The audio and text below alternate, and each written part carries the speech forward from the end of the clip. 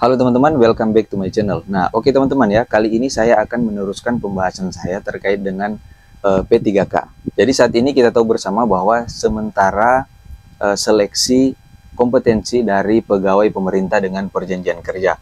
Nah, ternyata di video saya sebelumnya ada banyak pertanyaan dari teman-teman terkait dengan P3K paruh waktu ini. Bagaimana mekanisme dan penggajian dari P3K paruh waktu ini? Oke teman-teman ya, jadi sesuai dengan amanat Undang-Undang 20 tahun 2023, kalau kita lihat di situ bahwa penyelesaian tenaga non-ASN harus berakhir pada Desember 2024. Jadi per Januari itu sudah tidak ada lagi yang namanya pengangkatan tenaga honorer. Di Kemenpan 347 pada Diktum 32 kalau saya tidak salah, di situ kan sudah dikatakan bahwa tenaga non-ASN ketika sudah mengikuti semua seleksi itu bisa dipertimbangkan untuk diangkat menjadi P3K paruh waktu. Nah, bagaimana sih mekanisme P3K paruh waktu ini? Harusnya kita menunggu yang namanya peraturan pemerintah tentang manajemen ASN. Karena undang-undang itu harus ada turunannya, yaitu peraturan pemerintah.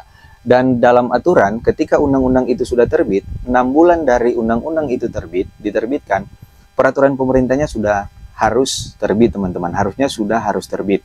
Nah, saya kasih bocoran sedikit terkait dengan peraturan pemerintah tentang manajemen ASN, teman-teman ya. Ternyata di peraturan pemerintah tentang manajemen ASN ada diatur tentang mekanisme P3K paruh waktu.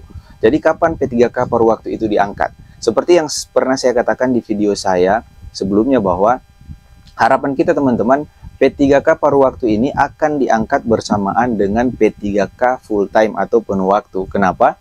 Karena janji dari pemerintah sendiri ketika sudah rapat dengan Komisi 2 DPR dan juga DPD RI bahwa 1,7 juta itu akan diangkat menjadi P3K, baik itu full time atau penuh waktu maupun paruh waktu. Nah, yang belum jelas di sini adalah pengangkatan P3K paruh waktu. Seperti apa sih sebenarnya? Nah, di dalam RPP manajemen ASN ada bocoran sedikit di dalam pasal 301 sampai 303. Ini disclaimer teman-teman ya. Pasal ini bisa saja berubah karena belum ada penetapan, dan harapan kita pasal ini tidak berubah ya teman-teman. Jadi sedikit saya singgung terkait dengan pasal 301 di PP manajemen ASN.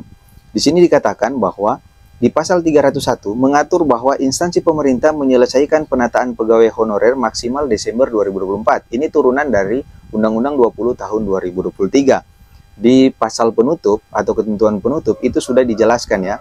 Jadi instansi wajib menyelesaikan penataan pegawai honorer atau non-ASN maksimal Desember 2024. Artinya, di tahun 2025 sudah tidak ada lagi yang namanya pegawai non-ASN. Semua itu hanya ada ASN atau PNS, P3K penuh waktu, dan P3K paruh waktu. Seperti itu. Kemudian di pasal 302, di sini dikatakan bahwa penataan pegawai non-ASN dilakukan melalui pengangkatan pegawai non-ASN menjadi PPK atau PPK paruh waktu.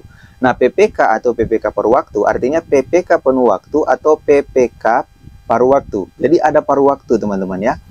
Nah, ini harus diketahui oleh instansi pemerintah daerah juga bahwa P3K itu ada dua saat ini, P3K dan P3K paruh waktu ketika manajemen atau PP manajemen ASN ini keluar teman-teman. Di ayat yang kedua dikatakan, pengangkatan tersebut dilaksanakan sesuai data yang ditetapkan oleh lembaga pemerintah, non-kementerian yang diberi kewenangan perumusan dan penetapan kebijakan teknis, pembinaan, penyelenggaraan, pelayanan, dan pengendalian atas pelaksanaan kebijakan teknis manajemen ASN. Ini adalah BKN yang dimaksud dari ayat 2 ini teman-teman ya. Yang ayat yang ketiga dia katakan begini. Kemudian pengangkatan dilakukan dengan mempertimbangkan waktu kerja dan jam kerja dari pegawai non-ASN. Itu yang ada di ayat 3. Nah, selanjutnya di pasal 303. Pasal 303 dikatakan di dalam ayat 1, pegawai honorer yang terdata dalam data sebagaimana dimaksud dalam pasal 302 ayat 2 wajib mengikut seleksi PPK tahun 2024. Jadi untuk pengangkatan non-ASN menjadi PPK paruh waktu wajib mengikuti semua tahapan seleksi, baik seleksi administrasi dan seleksi kompetensi teman-teman. Itu yang harus teman-teman ingat ya. Itu di ayat 1. Nah, ayat 2 dikatakan, seleksi tersebut dilaksanakan sesuai dengan tahapan pengadaan sebagaimana dimaksud dalam pasal 53. Artinya seperti tahapan yang saat ini sementara berlangsung. Ayat 3, dalam hal pegawai non-ASN sesuai ayat 1 tidak termasuk dalam penetapan kebutuhan PPK tahun 2024, pegawai non-ASN tersebut diangkat menjadi PPK paruh waktu berdasarkan usulan instansi pemerintah. Nah, ini yang kita harus garis bawahi. Jadi ketika kita tidak bisa mengisi kebutuhan ASN atau P3K di tahun 2024 ini, seperti di video saya pertama sebelumnya ya, bahwa dibutuhkan 3 orang tapi yang mendaftar 5, artinya cuma 3 yang lolos dan 2 ini diangkat menjadi P3K paruh waktu. Tapi ada catatannya di sini, ada yang harus kita garis bawahi bahwa P3K paruh waktu itu dapat diangkat ketika ada usulan dari pemerintah, teman-teman. Jadi instansinya teman-teman semua itu harus mengusulkan menjadi P3K paruh waktu. Kalau tidak diusulkan, kalau di dalam peraturan ini, rancangan peraturan ini, artinya kita tidak bisa diangkat menjadi P3K paruh waktu. Nah, yang keempat adalah ayat 4. Dalam hal telah terdapat penetapan kebutuhan PPK dan mempertimbangkan ketersediaan anggaran, PPK paruh waktu sebagaimana dimaksud pada ayat 3 dapat diangkat menjadi PPK sesuai dengan perencanaan kebutuhan sebagaimana dimaksud dalam pasal 41. Jadi teman-teman juga yang sudah jadi PPK paruh waktu dan di daerah teman-teman atau di instansi teman-teman sudah mencukupi anggarannya, teman-teman akan bisa diajukan menjadi P3K penuh waktu, teman-teman ya. Jadi seperti itu. Nah, itu yang harus teman-teman pahami di sini tentang P3K paruh waktu dan P3K penuh waktu. Dan yang kita bahas ini adalah P3K paruh waktu.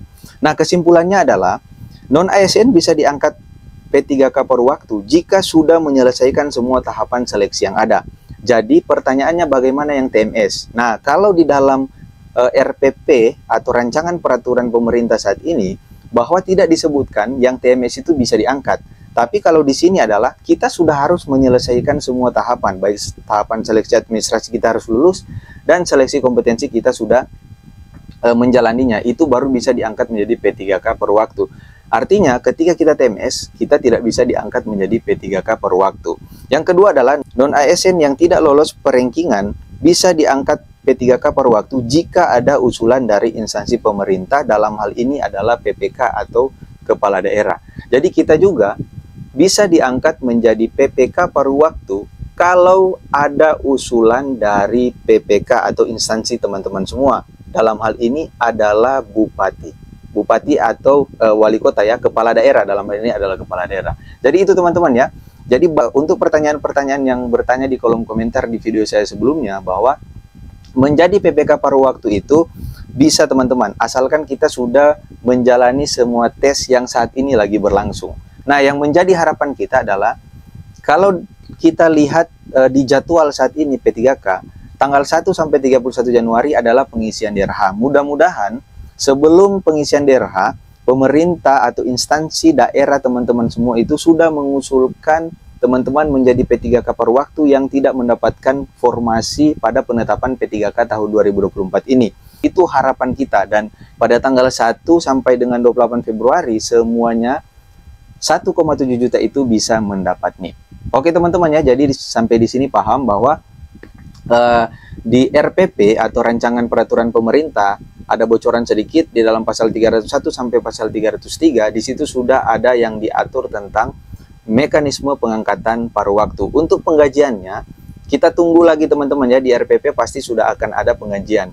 Memang waktu kesepakatan dengan DPR RI atau Komisi 2 itu teman-teman, tidak ada pengurangan pendapatan yang sudah kita terima saat ini. Artinya kemungkinan kita menjadi P3K paruh waktu tetapi gajinya gaji honor saat ini yang kita terima. Oke teman-teman ya, mudah-mudahan video kali ini bisa bermanfaat. Tetap semangat pejuang NIP. Thank you.